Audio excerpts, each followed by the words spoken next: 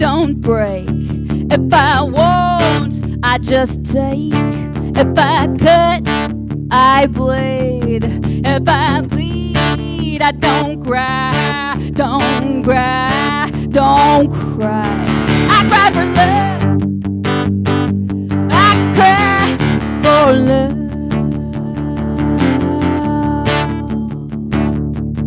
If I fall, I get up. Am I tough enough? Well, I bend, I don't break. If I won't, I just break. If I cut, I bleed. If I bleed, I don't cry. Don't cry, I don't cry. Don't cry, don't cry.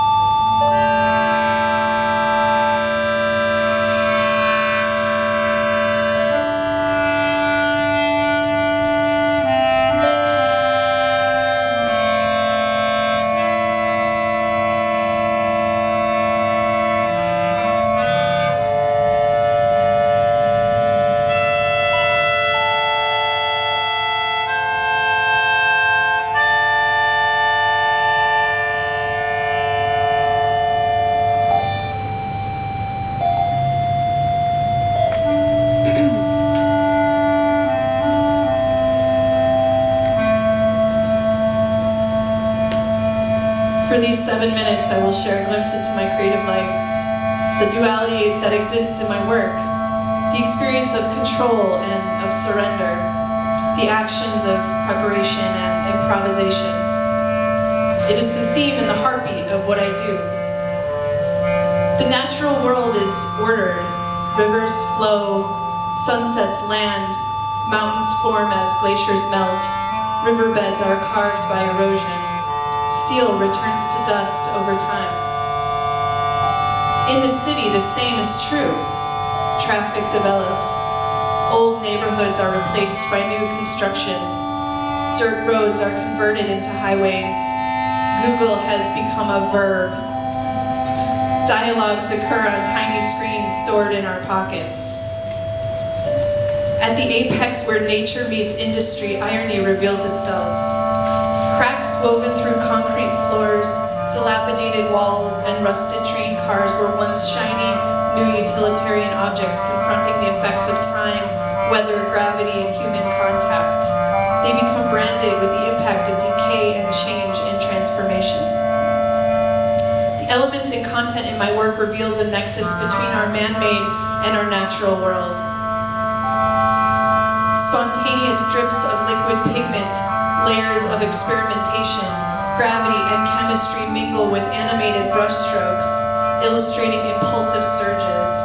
Innocent childhood scribble marks the canvas with integrity and frivolity, accompanied by metered, pedantic hours of tiny dots, the structured claws of a triangle, the perfection of a circle, lattice work of a meditative mind, rigid nooks in the corners of geometry. In the studio, time changes. Removed from the realm of the mundane, the digits and the parentheses, the deadlines, schedules and meetings, the texts, emails, and rush hours. Time in the studio is like walking through a forest without a map or a compass. I greet time differently. I move with fluidity and playfulness. I become aligned with the sacred. I ritualize the banal. I locate questions and excavate research. I'm amazed and intrigued and accept that I'll never quite understand how it all works. I spent years trying to understand. I yearned for answers and searched for meaning. I traveled the world and lived a gritty life. I grew up in Chicago, was a student of art in Savannah, Georgia, studied Kabbalah with Orthodox rabbis in the old city of Jerusalem, traversed the Nile River on a felucca boat in Egypt, nestled my bosom into the red earth of the New Mexico mountains for a decade, had love affairs in Holland, made music in Greece, hitchhiked through California, slept in Bedouin tents in the desert near Petra, laid under the clear sky in Wyoming during the Perseid meteor shower, bathed in natural hot springs in the river near Taos, played darbuka in the desert of Wadi Rum, sat in meditation for 10 days, seriously, observed blissful sunsets over Albuquerque from a sky peppered with hot air balloons.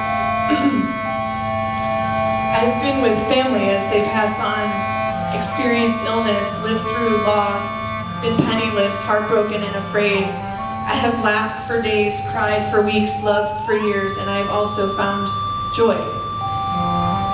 Inside it all, there is duality. There is an attempt to manage. And then there is the reality of allowing.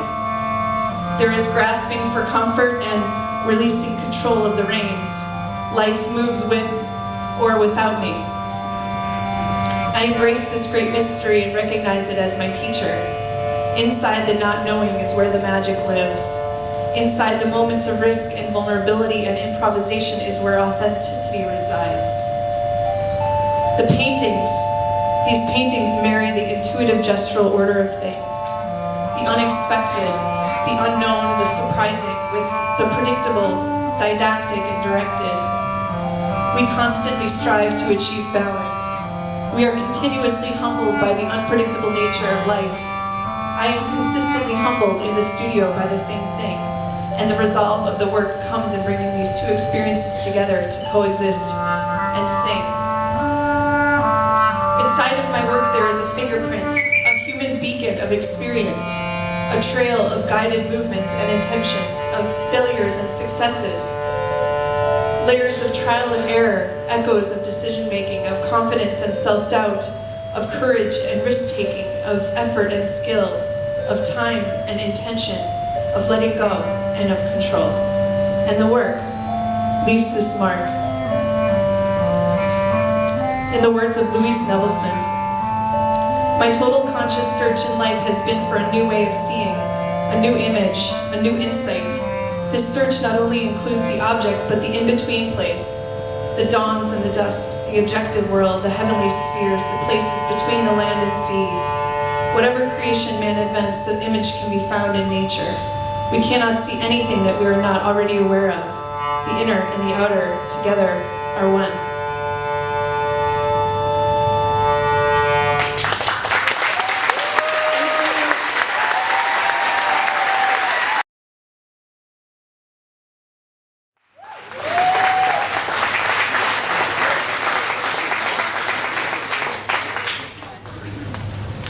In the spring of 2003, I was asked by a car club, the Continentals, to come out and photograph their hot rod and custom car show, the second annual Lone Star Roundup.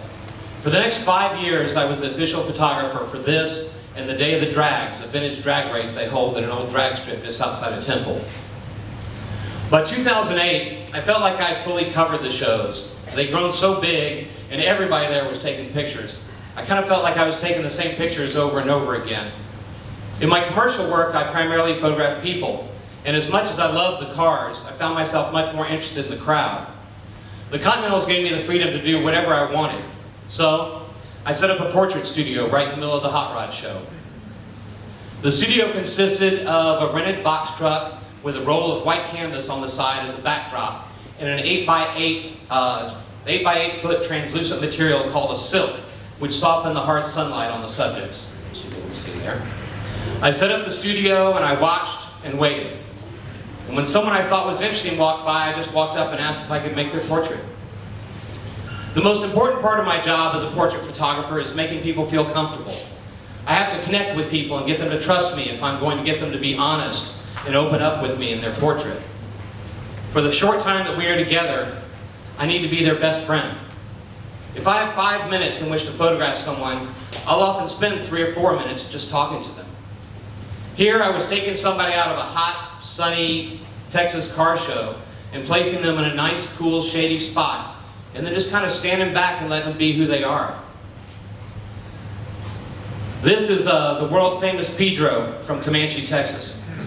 The photos were made with a 200mm lens, which means I was standing 20 feet or so from the subject. This distance gives them personal space and made the process less intimidating. After making each portrait, I had the subject fill out a form that included the question, describe yourself. What do you want your caption to be? Their descriptions became the captions in the book.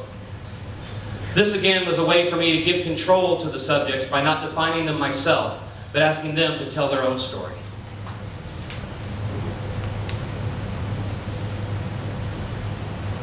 This is Brent from Dallas, drunk. Sometimes people wrote short captions like drunk. Sometimes they wrote a whole page. Sometimes they gave me a verbal quote that I included.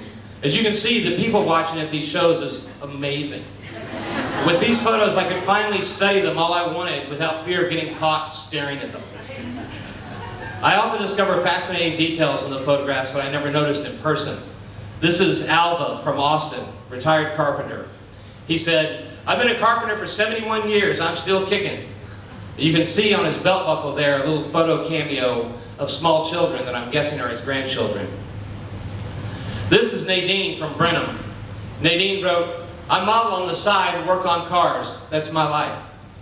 I photographed Nadine and her family every year for many years. She's never looked the same twice. The first 3 times I met her, I didn't even recognize her. This is Sean and Lynn, motorcycle tech shop owner. I love how Lynn has 2 hearts on her jacket over her breast, while Sean has FTW for F the world in the same spot. Lynn has an incredibly intense gaze for someone so young. This is Scherer and Michelle from Zurich. For their caption they wrote, we cannot speak English. She really is that tall, he really is that short. Over the years, the show has gotten huge and more people have come from all over the world. It's gone from about 100 cars to about 2,000. My goal has been to make iconic portraits of these people. I wanted each portrait to be something the subject will be proud to hang on their wall. My intention has been to honor them and to make portraits of regular folks into works of art. This is John from Whitesboro, Texas, assembler. He said, horses and cars, that's about it. This is Ricardo from Laredo, cool, calm, and collected tattooist. I asked him who that guy was tattooed on his arm, and he said, that's me.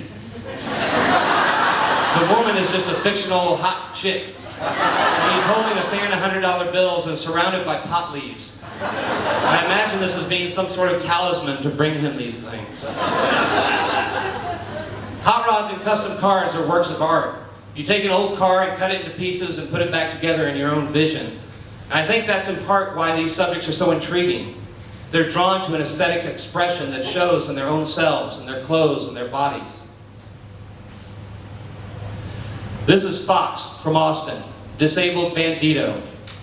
I just noticed the other day how much older his face is than his hands. I have no idea how old he actually is, but he doesn't appear to have led a gentle life.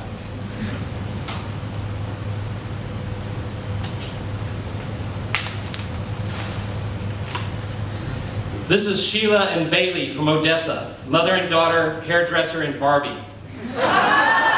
When I asked if I could take their picture, they said, oh, it's too bad you didn't ask us tomorrow, because we're going to get all dressed up. I begged them to please come back the next day, but they didn't. But it's hard to imagine them looking much better. This is Ruby Rocket from Austin, Jill of all trades. Once at a showing of these photographs, I learned from his neighbor that Mad Hatter, the subject you'll see next, had been killed in a motorcycle accident soon after I had made his portrait. His widow came to the show the next day. She had no idea that this photograph existed. It meant so much to her, and it made me realize the importance of what we as photographers and chroniclers do. He's immortalized. In this image, he'll always be just as she remembered him.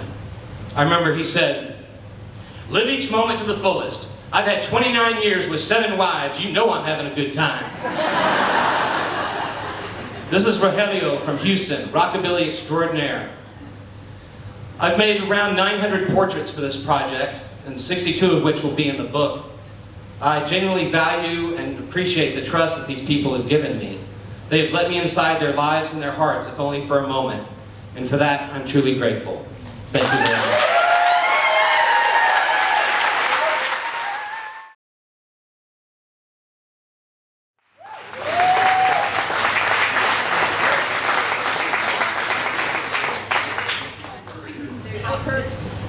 Okay, so I'm not 3:27 a.m. I'm at Seton Hospital delivering a baby. I haven't slept since Monday, so I'm gonna wing this. I'm gonna wing this as best I can. What you're looking at real fast was the Continental Club photo because I loved photographs that remind me of the past. And the reason why I like the past so much is because I grew up watching foreign films. I grew up watching foreign films because when I was a little boy, I couldn't get HBO where they had nudity on there. So I started watching foreign films because they had pretty girls on the cover and I was only 13, 14, 15 years old. And so I started to become a photographer at the age of 12, making little tiny foreign films in my mind. Eventually, after working as a fashion photographer, which is not a job I plan to do, and I don't ever consider myself a fashion photographer, I started moving around the world, and this is Barcelona, my impression of Helmut Newton. Here is an experience I had living in the Chelsea Hotel in the early 2000s. The Chelsea Hotel being a historic place where, you know, Bob Dylan to Dylan Thomas lived. And I worked there and shot some fine art figure photography, and it's one of my most memorable images. Just winging it. This here is when I sort of let go of the whole fashion world, and I was asked on one day that I wasn't in the mood to shoot a swimsuit calendar, to cast 2 hot models. They already cast the girl, find the guy, get us a hot guy to complement this model. So I came up with something a little bit different and original.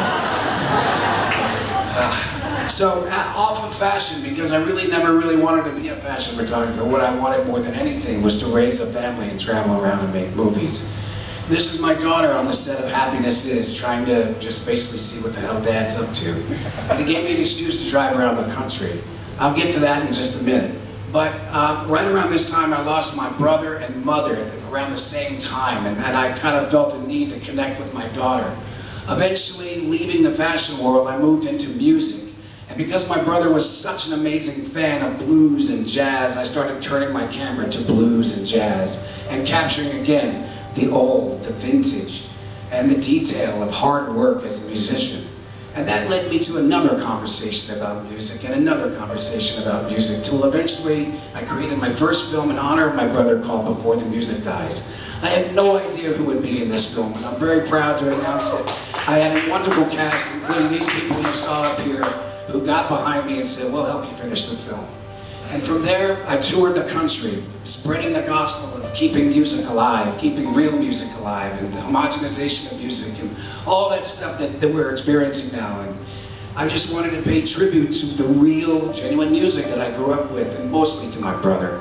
And this cast, and Ephraim Owen there on the cover of the movie, gave me an opportunity to do that. And as I was traveling the country promoting the film, I started another film called Happiness Is, which was about the pursuit of happiness. I asked all kinds of people on the street, homeless people, rich people, poor people, the Dalai Lama and Willie Nelson, who also appeared in the film. Getting to know Willie Nelson was just, to me, the Dalai Lama, like meeting the Dalai Lama. But we also talked about what makes us happy in terms of giving. Does giving give us happiness? And the answer is hell yes, it does. And so this is a little bit of a clip, or actually a movie clip from the film itself, which we examined how you feel when you devote your time to giving. And then from there, I would get different jobs and any kind of job that would remind us of the past, where I get a chance to transform and live at a different time, we would do. I worked with companies like National Geographic, which was cool, HBO, but this was a History Channel gig that was really fun because it was like Vikings all around. It was really cool. And then I got a chance to meet my hero. Literally, got hired to do a music video with him. And then that led to a little bit of, why don't you come on over to the house and hang out some more? Why don't you come over to the house and hang out again? Why don't you come over and play dominoes? Why don't you kill this vaporizer bag? Why don't you do this? Why don't you do that? because Andrew, you know, I can keep up with him, which is not easy to do, and I'm not proud of that fact, but I can keep up. So I started to hang out with him and my small crew. Basically, we have no beginning and end of this Willie Nelson project. It just keeps going, and he just keeps telling me stories, and I keep getting my voice my voice gets worse and worse, even though he's doing a vaporizer back. This is a moment we were making a music video called Horse Called Music. It's one of my favorite photos of all time because he was waiting for his cue, which he often misses. And we caught the essence of his hand, and I was very proud to see this in Texas Monthly recently. And now he uses it everywhere on his website and everything, which gives me the big kick. This led me to the project of my lifetime, which is The Teller of the Truth. The Teller of the Truth is a part fiction, part truth. It's based on a series of real crimes that happened in Smithville, Texas, around the 1970s. And I came up with a fictional character because I had to change the name of the real bank robber who robbed the bank because she's still living. And as I created this character online, she took a life of her own and wound up on missing person sites like this, which is from the state of Texas. And I had to call them and say, she's not really missing. She's a fictional character. That's my grandmother's name, actually. But eventually, that film, these photos that started online as a sort of a storyboard online, took a new life, and we began to film The Teller of the Truth all over the world. And I took the character all over the world. And it's based on truth, where storytellers tell stories, but they're all different stories, that they're woven together. They're all telling the truth, each one of them. So we take real bank robberies, we take real instances, just a handful of real instances, and we tie them together. And it was one of the most challenging things to do I've ever done because the entire story goes around the globe, as you can see here in India. And we went to Dubai and the UK and Germany, and eventually the film finished in France recently. We have a few more scenes left, but I'm very proud of this film, and I'm very excited that it's coming out next year.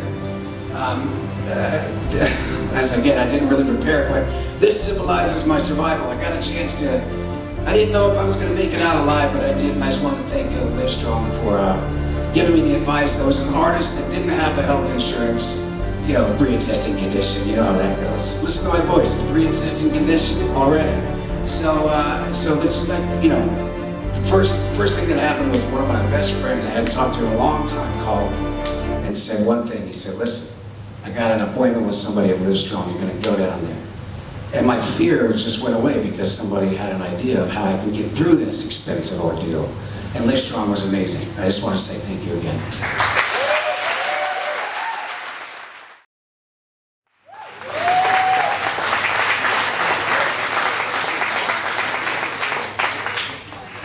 Swec. I'm a sign mural painter here in Austin, Texas. I have some cards. My hands usually aren't this shaky. I'm a sign painter, I swear. I first moved here from California, and I gave up surfing to pursue a career in art. And this was one of my first art pieces when I moved here. As you can see, it's tending toward signs and graphic design, so it's also making fun of myself, which I also tend to do a lot. This is also making fun of myself, trying to be an artist when I first moved here. Get at least one tattoo to fit in with other artists and musicians. I did that. I don't wear shoes. I lost a lot of weight. But anyway, I had a lot of influences in art, and one of the main ones was my grandfather. And this is a scrapbook from when he was my age. And as you can see, he also was really into graphic design and lettering. So I have this scrapbook and I refer to it a lot. This is an example of later in life he got really into calligraphy, and this is an amazing example of his calligraphy.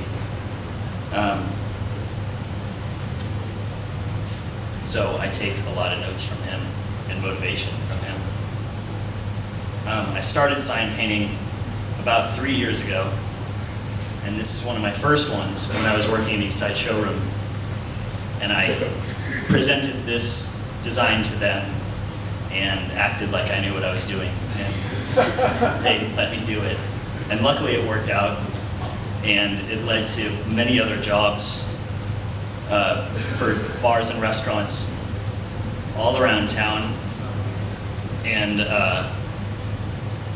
soon I was able to quit my job in food service and do this full time, which I'm really thankful for.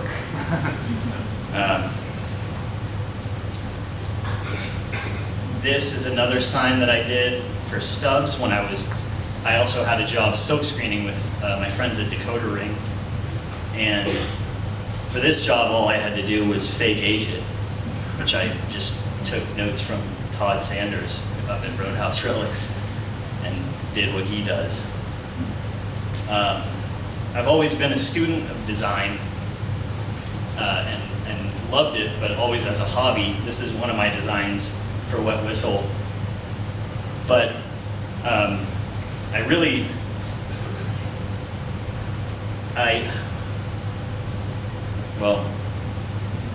I also designed this one with my sister. Sorry, I was one slide ahead of myself. She and I collaborated on this one and painted it. And as satisfying as it is to design and paint something, I found that it's really more exciting for me to do great design, and which is not always my own design. It's my friends and colleagues, and so this is one of my favorite things that I've ever done, which was done by my friends at Land Design.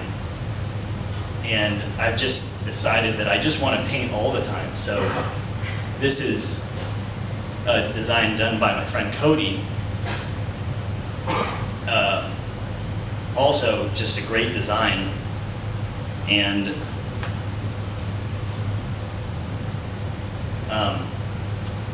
I mean, people have always referred to sign painting as a dying art to me, or just in general. And I don't think it had a low point, but it's not really dying. It's getting more popular, and it's just changing. And I think it's changing into a sign painter working with a designer, and in order to get the best result. So you get the best design, and then you get it painted the best possible way. You don't necessarily hire a sign painter anymore to do his style. These are some motorcycle helmets that I did for Revival Motorcycle, which you'll hear from Alan in a little bit.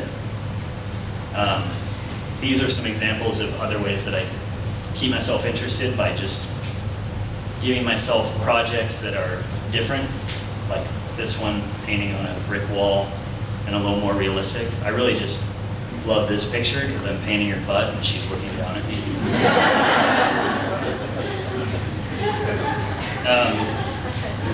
And then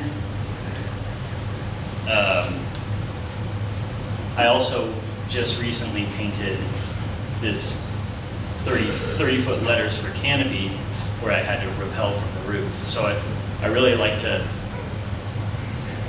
just figure out, problem solve, and maybe that's the engineering side of me, but keep it interesting and not get tired of what I'm doing. This is just an example of a terrible sign. It's so poorly designed and painted, but it's still there's a part of me that loves it because it's so humanistic and endearing, and it's so hand painted, and I wouldn't change it. The sign painter part of me hates it, and then so in a project like this one that I just did for Flat Track Coffee, we thinned the paint and painted it as loose or semi-loosely, but still well painted, and it ended up having this humanistic quality still, and it ended up being really a beautiful result. This is my new studio, and it's my sign painting cabin in a warehouse, and I'm open for East, and I urge you all to come by and say hi, and I can talk to you a lot more about sign painting, and not just in this 20 seconds per slide.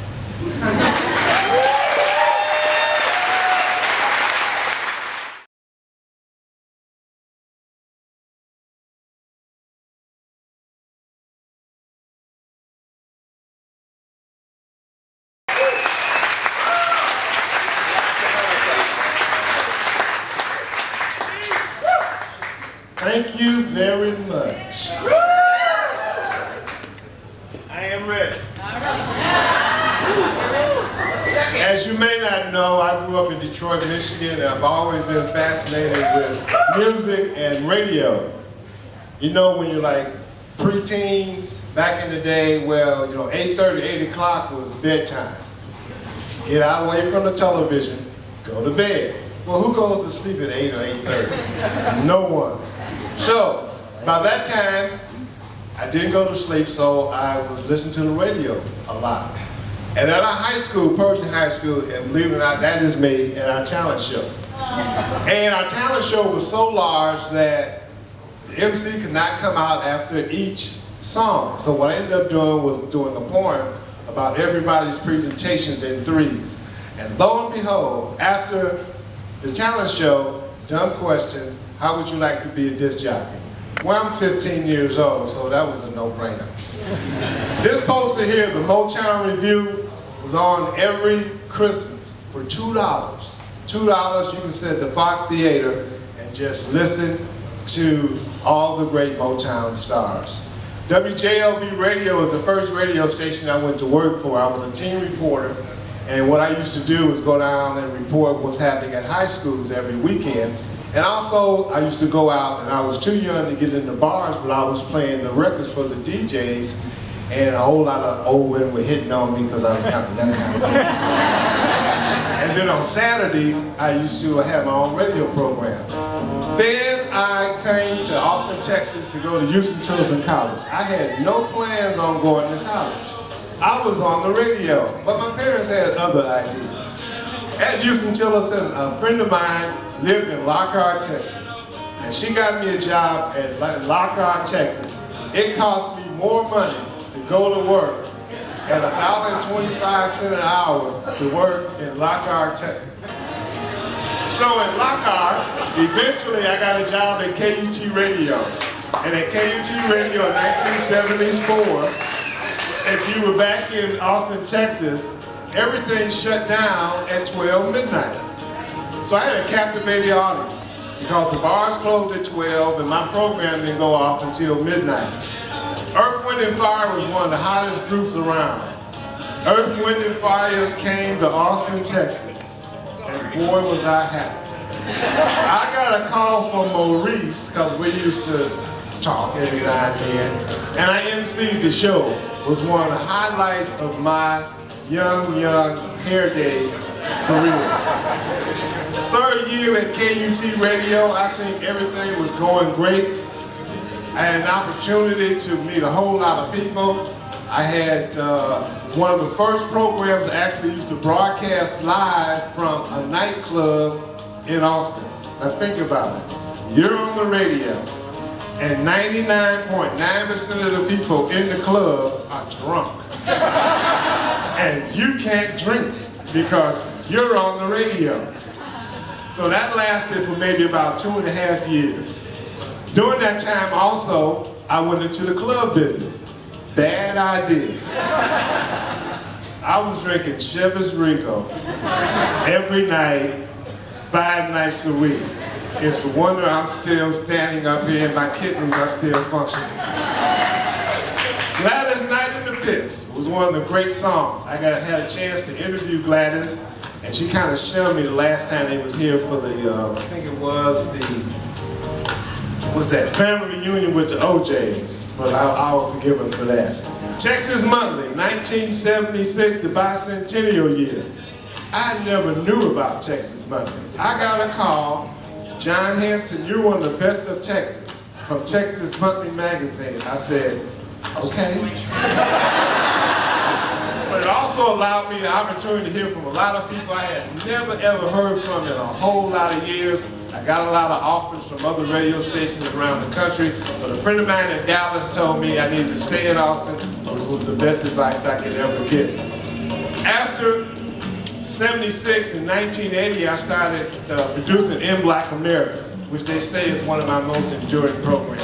And the funny thing about that is that my daughter and I was talking about it last week, is that I didn't want to be a 40-year-old guy playing records with a child and children. Some way that just didn't seem right. But now, 40-some years later, I'm back playing records.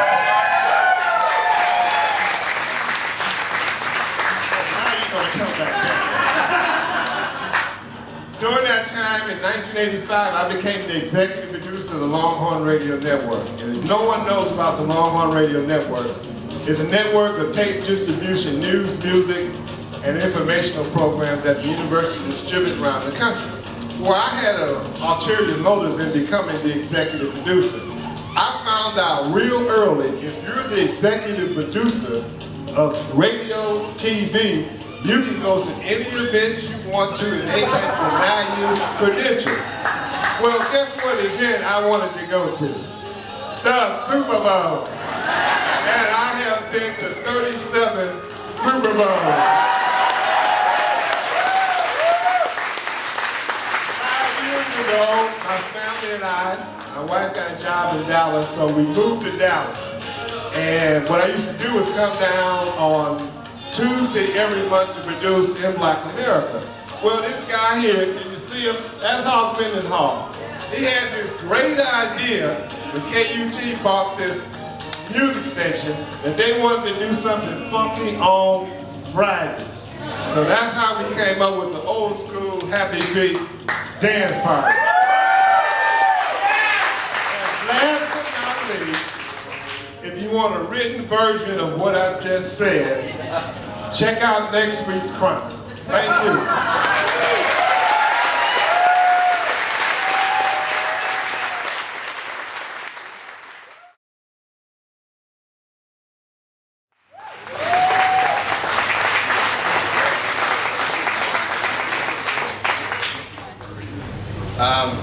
This is the first photo. That's me and my twin brother. I'm the big one there. It's pandering to show a photo of yourself first, but I was born with cancer, and I figured here, that was retina cancer, I only have one eye. It was useful to show that I come from this background. I'm now known as the guy in our shop with the one good eye, because I'm the critical one that sees everything.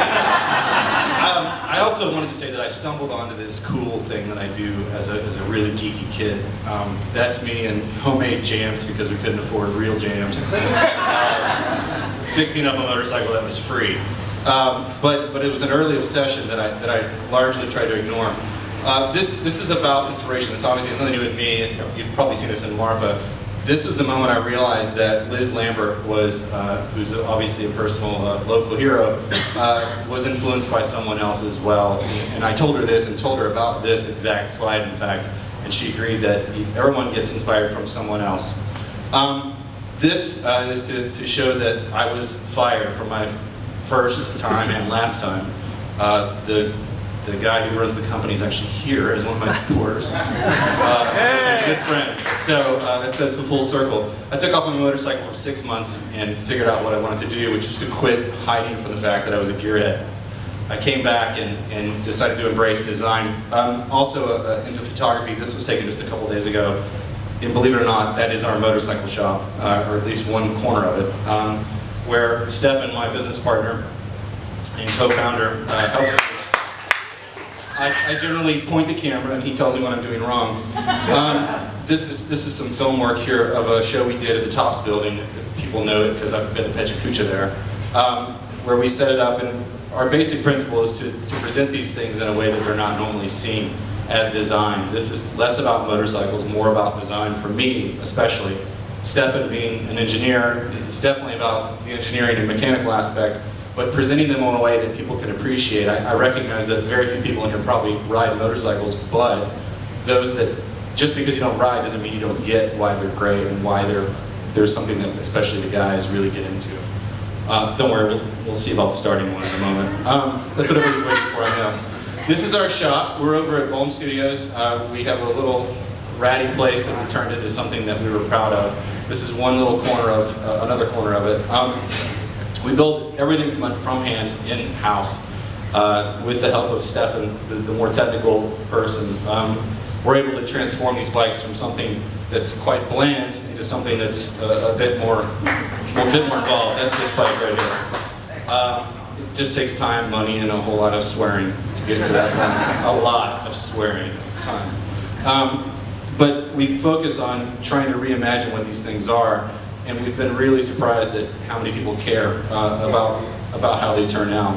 All these photos are taken by Stefan and I, because we want to make sure that we're doing everything. The revival name of what we do is reviving the fact that so many people don't do that much with their hands anymore in our country, and we really want that to happen more. You know, we've never been more poor. We like to say we've never been more poor or happier at the same time. Like but it works, and the results have been well received. This is another more modern bike that we took to a more vintage look.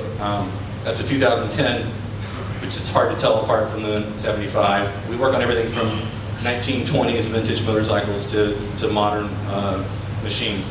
That's my personal bike that we actually do take racing. It's not just to look like a racing bike. The design part of it, like I said, I really wanted to talk more about the design, but I'm just kind of winging it here.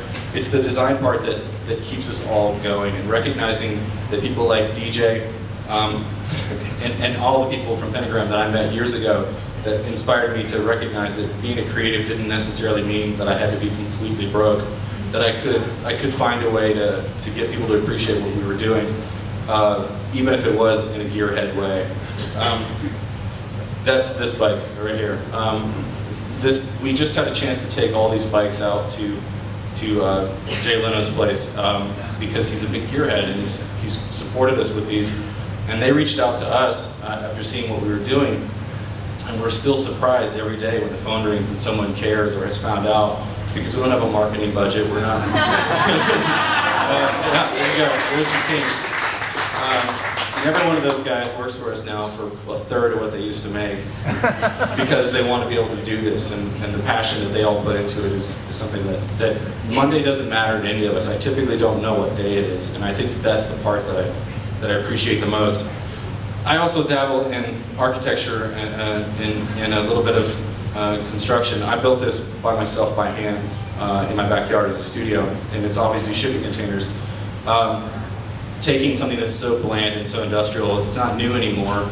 I did that 4 years ago, 5 years ago, and I feel that the contrast of the luxurious indoor piece of it with this really rough outside is the part that makes me really embrace it as a medium. I think it goes back to bricks, but I'm trying to apply that. Obviously, motorcycles isn't it, but trying to apply that into a much larger concept.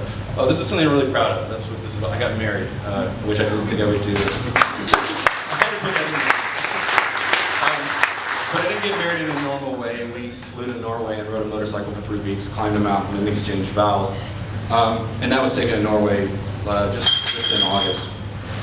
And then the final one is a design concept that I'm working on called the Stevedore, which is a hotel made with shipping containers. It's a very rough sketch, but I'm inspired by Liz Lambert specifically.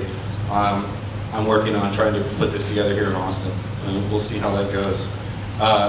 It's taken a lot. It's several years in the making already. And we're expanding. We're opening up a retail shop in that location downtown. It's a really rough rendering, because we really want people that, even though you don't ride motorcycles, all the beautiful stuff that we have and have built and appreciate, we want to put together for people to come see and just drink a coffee and check out. That sounds like I'm plugging it. I don't mean to. I really just mean that. I want you to come. So.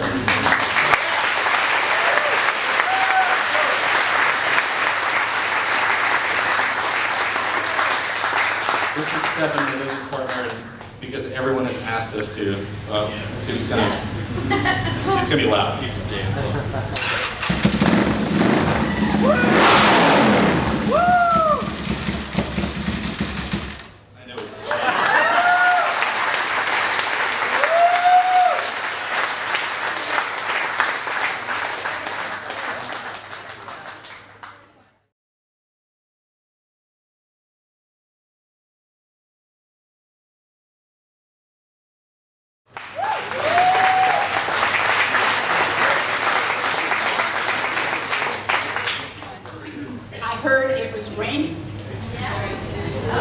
You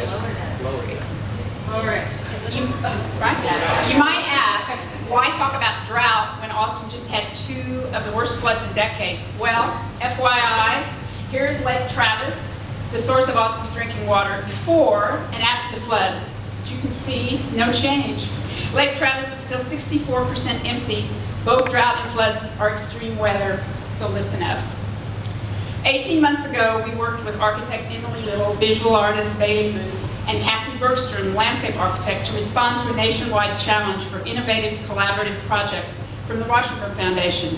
They said, come up with a great idea and we'll give you $50,000. So we thought of putting an iconic tree in the lake and surrounding it with 14,000 prayer flags.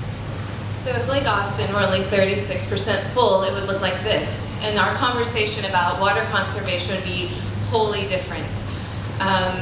We realized that in order to change the way we're thinking, we had to take from Aldo Leopold, who said that we must think like a mountain when understanding our ecosystem. And we realized that Austin needed to think like a drought. This is Firewood Ranch, just outside of Austin, ruefully named by its owners, Lurie and Tito Beveridge. And this is where we found our tree. The tree that we would bring back to Austin and act as a symbol to memorialize the 300 million trees that we've lost since 2011 due to the drought. So we go to the authorities and we say, we'd like to put a 2.5-ton tree in the middle of the lake and 14,000 prayer flags on the trail. Comments? Anyone? We met with the Austin Rowing Club, the Trail Foundation, the Sierra Club, the neighborhood groups, the Watershed Protection Planning and Development Review, the Park Rangers, the Park and Rec Department, Parks Board, Arborist Program, Urban Forestry, Environmental and Land Use Review, Austin Energy Police Department, Public Works Sustainability Department, Arts Commission, and the Austin City Council. In all, we had over 40 meetings, and we had to get a permit, and our tree has an address. It's 1304.5 West Riverside Drive.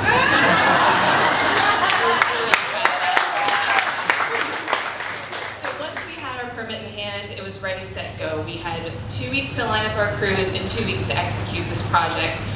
It was perfection on paper, until I got the email that said, ladies, the cows are eating your temporary tree support. We hadn't factored that one in.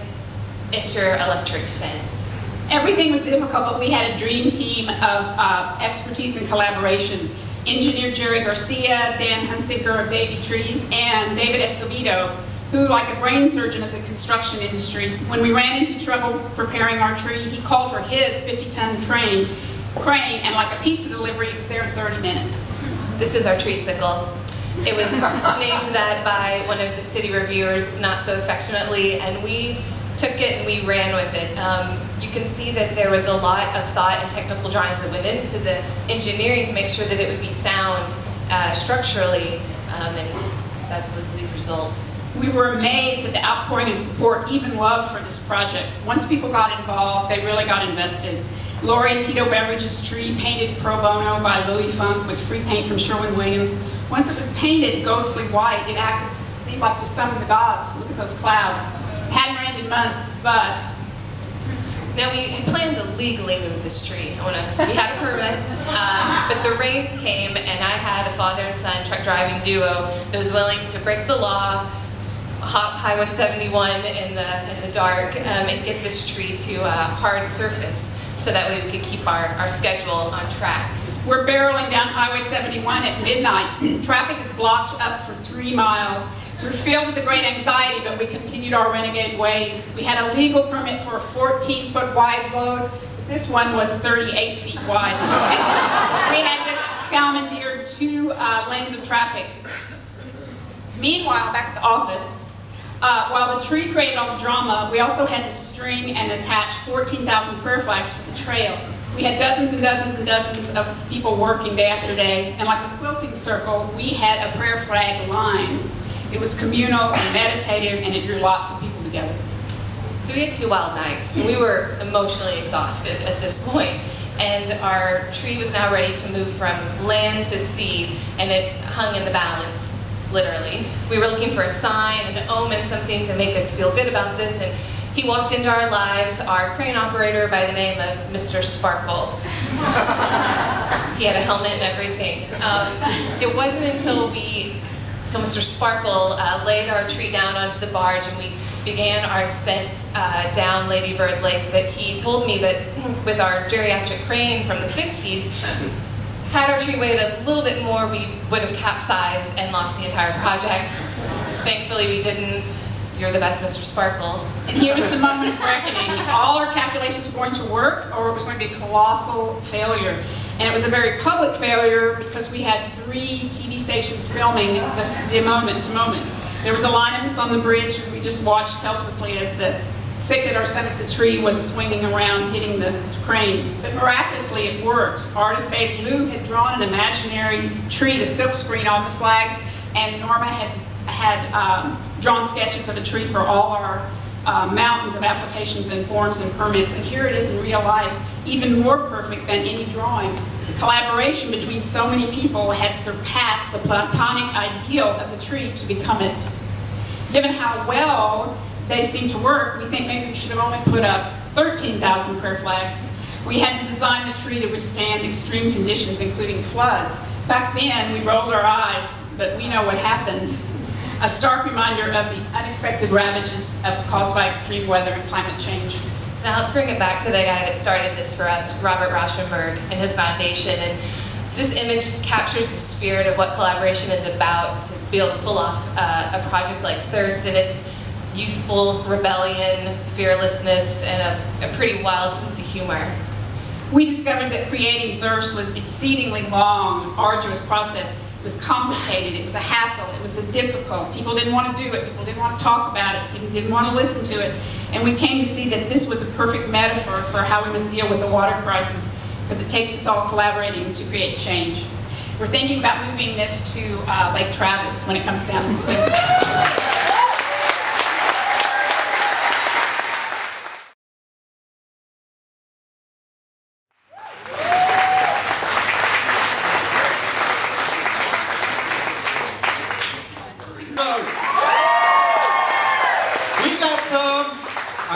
Not right here. Alright, let me see. Can I lower this? I'm tall for a Mexican.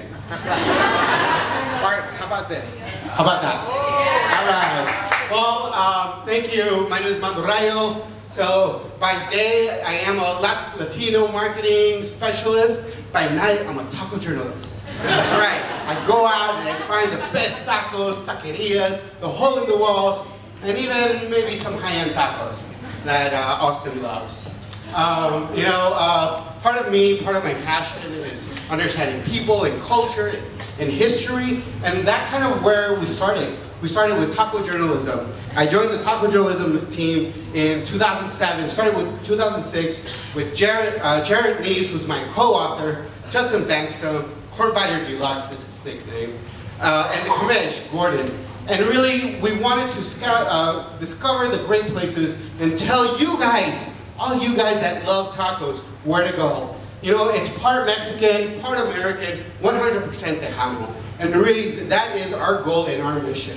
But we wanted to go a little bit more than, a little bit deeper. Peel away the layers, the taco layers, right? The parfait, the onions. Oh yeah, that's the taco mafia. Don't mess with us. We will steal your tacos. And so for us, it's really about understanding the people behind the tacos, right? So yeah, we all know what the ingredients are. We all know like they taste good. But what is that history? And why does Austin love the breakfast tacos? It's because it's easy to eat. It's a college town. You can eat it on the go. It's a variety. So it is really Austin style. And we wanted to capture this through people, the history, and the places. And so you can't have a breakfast taco without a tortilla. That's right. Don't listen to Chipotle. Come see the taco bowls. So I have a section of the book called The Tortilla, also known as La Tortilla. And you gotta have this. So, you go to any self-respecting restaurant, you gotta have a tortilla, especially to Joe's Bakery, right here on East 7th Street. Been here since 1965, that's right. Made in the USA, and what I like to call Joe's Bakery is where every Mexican knows your name. But it is multi-generations of taco connoisseurs, taco makers, chefs and cooks, and maybe people like me. I'm a grassroots cocinero.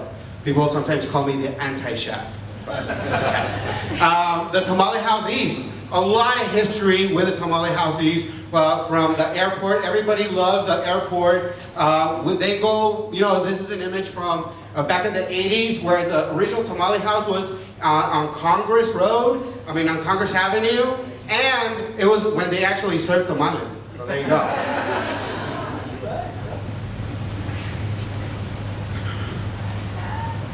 And who doesn't love migas tacos? Yeah. So let me tell you one thing. The best migas tacos in town is Veracruz All Natural Trailer. Am I right?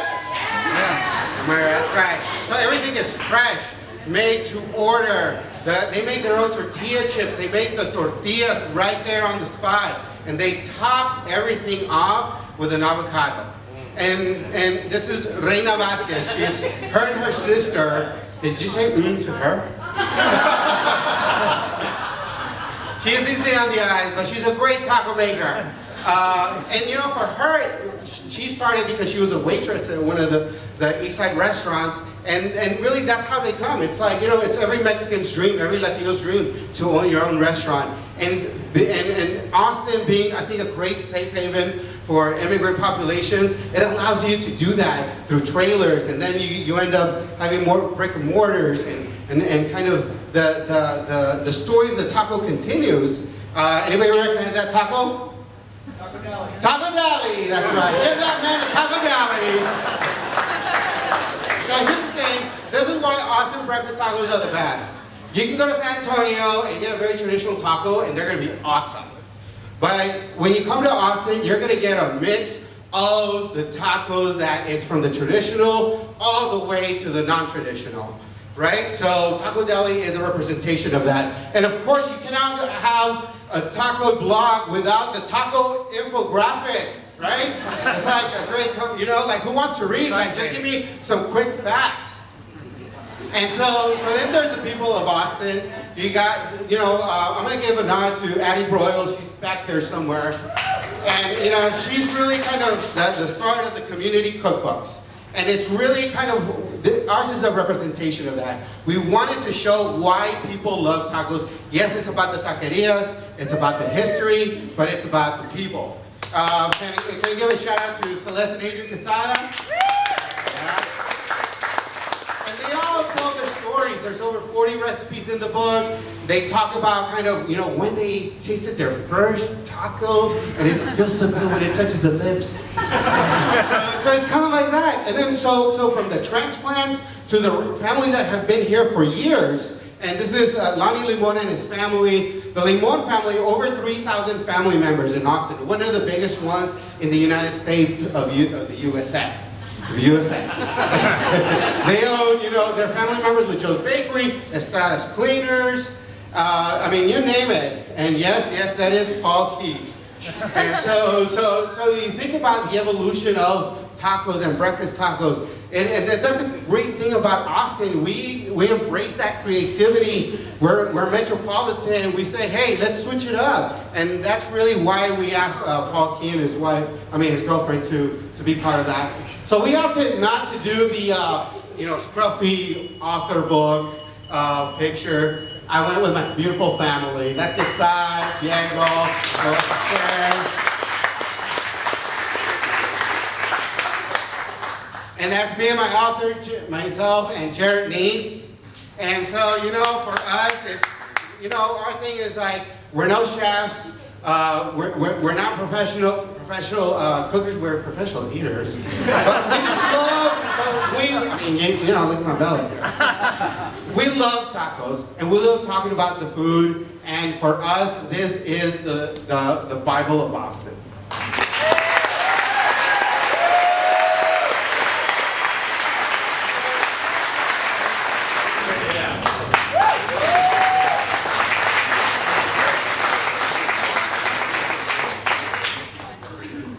I just want to say something about Sam Coronado, who I think a lot of you probably knew.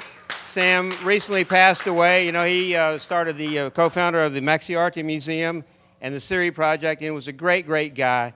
And I I went to Sam's Memorial a couple of days ago, and all these characters got up and talked about how great Sam was and how they really enjoyed drinking beer with Sam. And I said, oh man, anybody drinking beer here tonight? Well, I think I'm going to dedicate this to Sam and drinking beer, and maybe drinking beer and writing something. So let's see what we got here. Drinking beer and writing something. Where am I here? Well, now Roy Rogers is actually my second cousin on my mother's side. His real name was Leonard Sly, but what most people don't know is that Roy Rogers would get up every morning, drink a shitload of beer, and ride Trigger. or the other way around, I don't know. But, you know, it was a big time. In 1943, Roy made the cover of Life magazine, and I was born.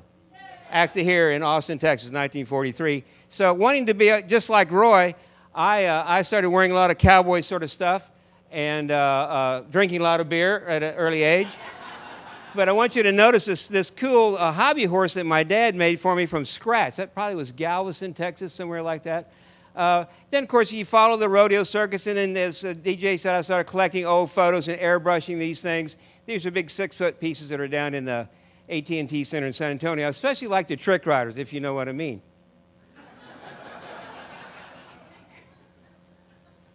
I'm not sure if they're drinking beer. Where is that next one? Thank goodness in the 30s there was some sickos who decided to come up with a little cowboy western, and here we are riding stuff again. Don't forget, drinking beer and riding stuff. This is the Terror of Tiny Town, which is all midget rodeo. All midgets riding little Shetland ponies. Now, if that's not messed up, look at it. Then you got the guys on the right who came up with the big fake, giant rabbits and the fake everything. So I actually got commissioned to do a bronze. I did one and only bronze. I didn't get the Willie. To do a bronze of a cowboy riding a giant armadillo for a shopping center in Pasadena, Texas.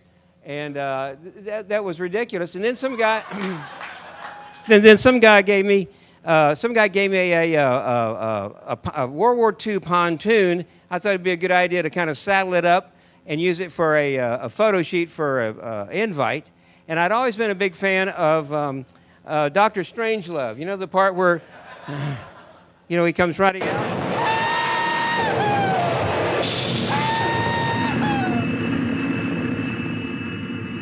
Hey, what about Major Kong?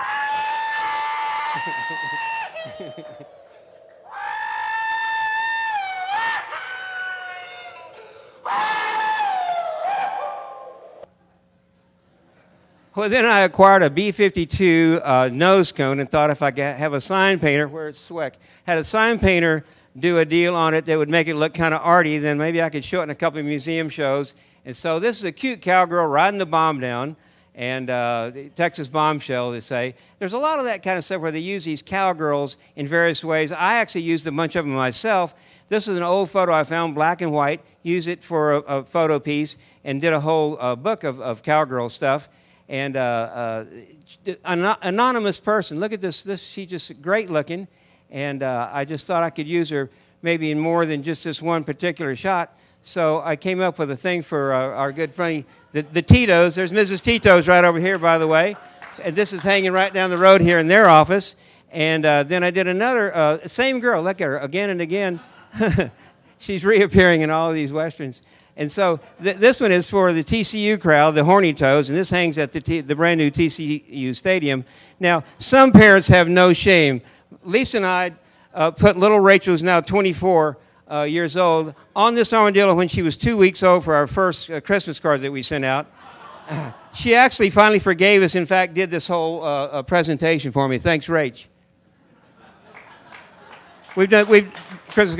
Now, speaking of little kids and babies that'll ride anything, here we go again. We've got the Seminoles up there, bilking the tourists, and then another one of these crazy ride 'em cowboy on the giant grasshopper. A lot of that stuff came out of Nebraska, the exaggeration photos, but I think the Texans pretty much picked it up and ran with it. Now, Roy Rogers always said that when he died, he wanted to be stuffed and put on trigger. And so as I accumulated these crazy critters, I decided the least I could do is start stacking those guys up, ending up with the stuffed baby pig on the top from Puerto Vallarta. then, you know, I don't know where this stuff comes from. These guys are just always have a way of thinking, a way of making money. You know, you got the pony rides. You got monkeys on greyhounds, which finally got outlawed, you know, because the monkeys would actually jump from one dog to the other dog and back, and then they'd fall, and it'd be a mess. It'd be a horrible deal. You got Whiplash. This is Whiplash. Maybe you've seen Whiplash in the local rodeos, maybe Fort Worth. His name used to be Zibby, but something happened, they had to change it to Whiplash.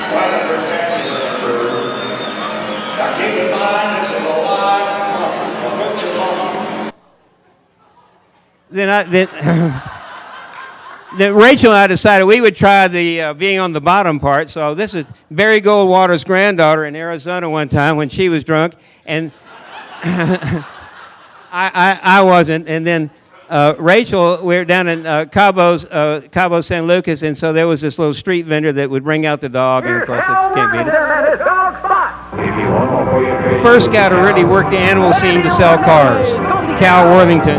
If you need a car, if you want to save a buck, if you want to change your luck, go see Cal. Please know we give a free 10-day car exchange on every used car and every used truck. Take a used car. He wrote everything, lions and all kinds of weird stuff. Then I finally had enough stuff to say or show or lie about, so I did a book, and of course I'd written that crazy iguana that DJ mentioned, and so that became the cover. And I was told I would be going around to bookstores to sign books, and I said, that sounds really boring. I want to sit there at a little table and nobody will show up. It'll be horrible. So I put together the Iguanamobile, which was kind of a combination of a couple of projects, the iguana and a trailer thing. And actually, Budweiser had this thing for about a year, and they paid to have this saddle made. So, of course, there's a perfect example of how you just go ahead and get up there and ride it. And if you'll notice in my hand, I'm drinking beer. So. I can live a lie running for my life. I will always want you. I came in like a wrecking ball. I never hit so hard in love. All I wanted was to break your wall.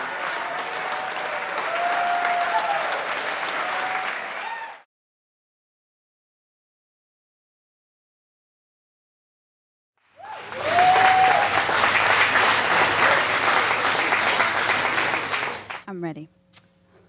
Women in the arts and the art of life. These women inspire me to create. I'll start with a portrait of the Nail women, my maternal clan, painted by my mother, who is seated on the right side of the painting.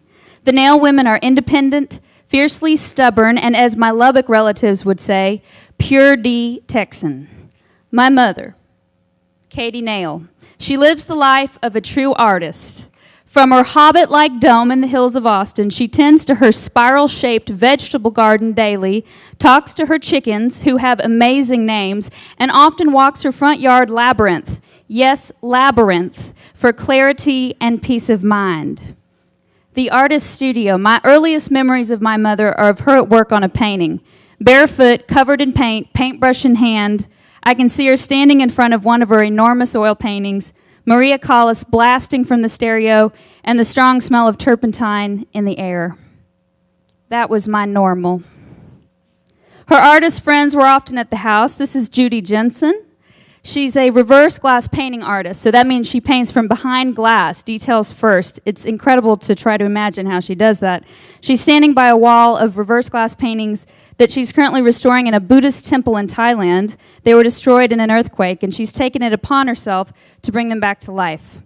The Perfect Vessel. This is Judy's piece about the women's healthcare crisis as it relates to male-dominated healthcare legislation and its pseudo-religious justifications. Yeah. Thank you, Judy. Another one of my mother's eccentric artist friends, Corky. Her real name is Catherine Virgils. This is her in her London flat with her husband, Peter, about to service rabbit pie. Every time I tour in the UK, I make a point to visit Corky. She usually tells me of her most recent travels to India, which really intrigued me. India is where Catherine gets the inspiration for much of her artwork, collages and paintings on paper, like this one. She also designs a line of women's clothing inspired by Indian textiles and gave me this 50-year-old tribal Rajasthani skirt.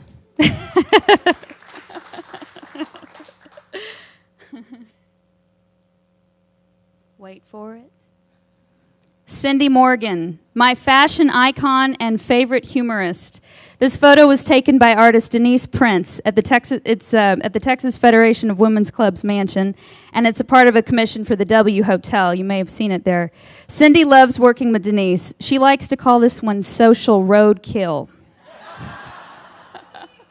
You may recognize these cards. This is Cindy's line of cards called Unusual Occasion Cards. She sells them throughout the U.S. and in Europe. Interesting fact, Cindy told me she sells just as many douchebags as sweetie pies.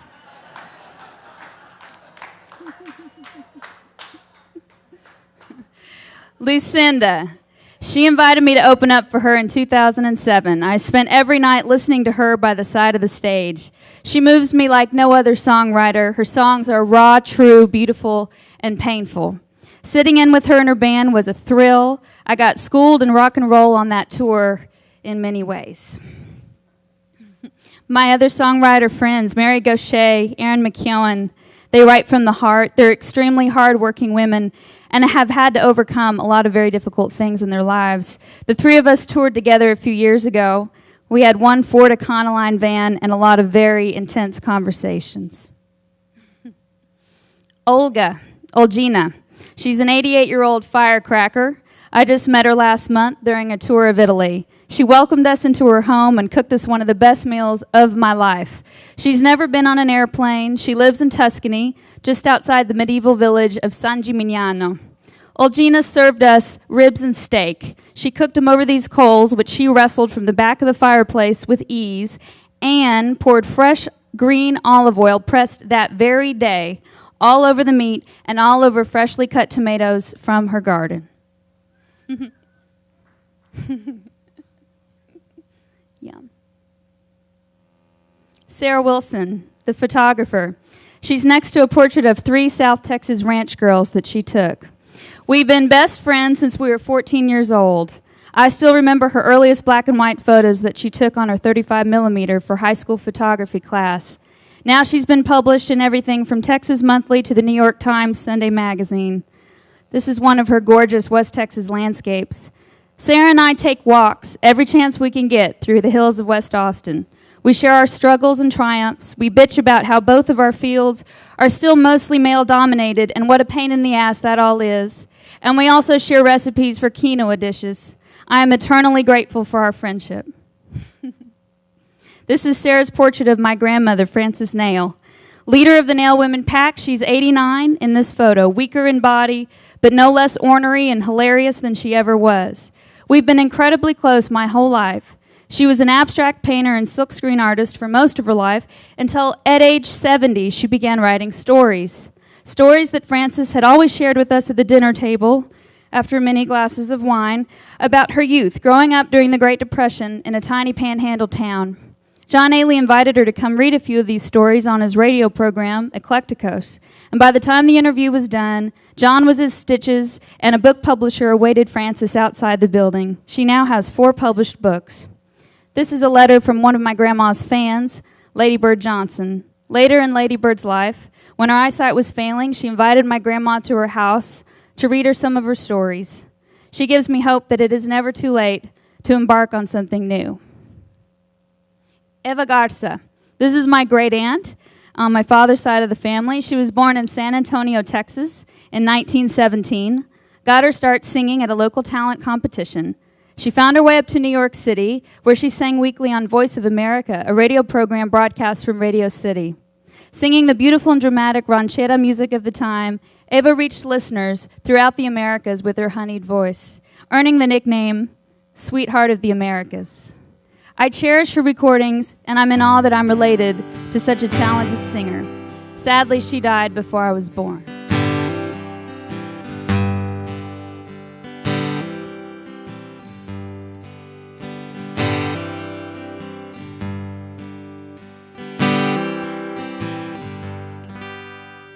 Estoy muriendo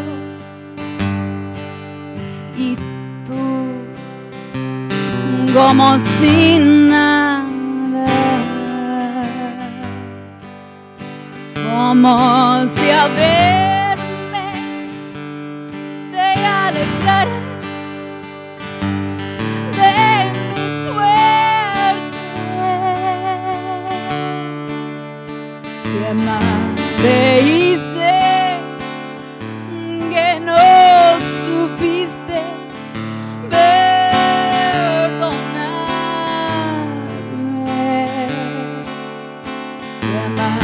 te hice que me pagas con la muerte. Estoy muriendo por tu culpa, por tu culpa. Me engañaba con tu labia traicionera, la puñalada que me diste atrapará y esa salva el que no tiene corazón. Ay, qué mala forma de pegarle a un